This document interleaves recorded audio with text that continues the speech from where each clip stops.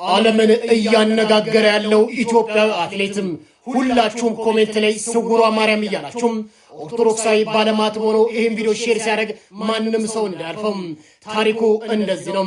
ከላይ በምስሉ ላይ የምትመለከቱት ኢትዮጵያዊ ወጣት አትሌትም ለ7 ዓመታት ትሬኒንግ ካደረገ በኋላ ውድድሩ ሊጀምር ሳምንታት ሲቀሩት ነበር ሰውነቱ የተሳሰረም።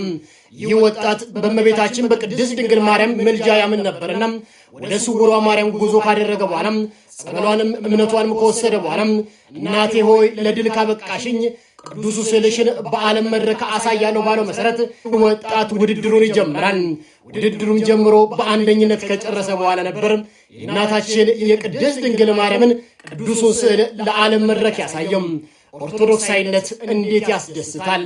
አዘን ጭንቀቴን ያራሽልኝ ችግሬን አይተሽ የረዳሽኝ የቤቴ ሰላም ወደ እኔ ነይ እመብርሃን እመአዶናይ አዘን ጭንቀቴን ያራሽልኝ